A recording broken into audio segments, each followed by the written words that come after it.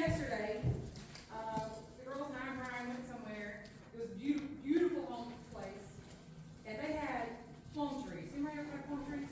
My grandparents had plum trees when I was growing up, but it was nothing like these. These plum trees, I don't know how the branches were breaking. They had so many plums on them. And the man let us get as many plums as we wanted. They were really tasty.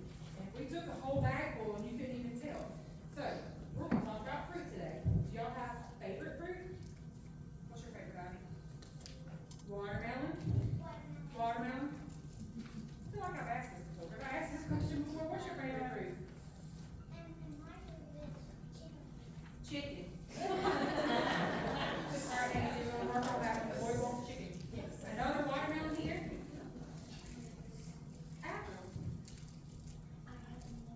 You know what? Do you like fruit? Do you like all of them? Okay, he loves fruit. Mine is peaches. And all at the same time on three, everybody say your favorite fruit. 1, 2, 3. Peaches. There's a lot of watermelons out there. And it's a good thing, because watermelon season's coming up. So, we don't have to talk about just fruit, we can talk about vegetables. So, what happens if there's fruit hanging on a tree or a vine, and it's ready but nobody picks it? It gets rotten. And you could get sick. It could get moldy, or the birds come and peck it and it gets worms in it. Sometimes it falls on the ground. So the part of the Bible that I was reading this week was talking about the harvest was ready. It meant that those plums were ready to be picked. That if somebody didn't pick them soon, they were going to fall on the ground, or the worms would get them, or the birds would get them, or they were going to get rotten. And then they wouldn't be available to us anymore. Or a squirrel, you're right. Not in my house. Miss Bryant takes care of the squirrels in our house. So, like I said, I got corn. And you're right, that it could break the tree branches, and then the tree wouldn't be good anymore. That's true too.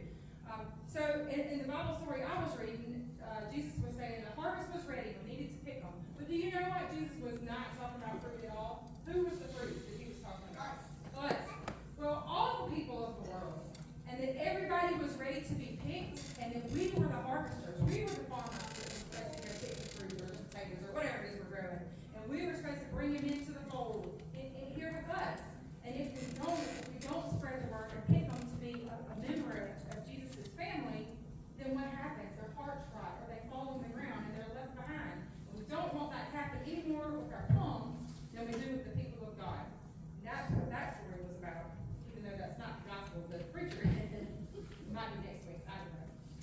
Alright, so as you're eating your fruit this week, your watermelon, or even your chicken, I want you to remember that story, that there are people out there that are waiting to be picked, or hear the word of God. Okay? Your hands. Repeat after me. Oh, you want to go?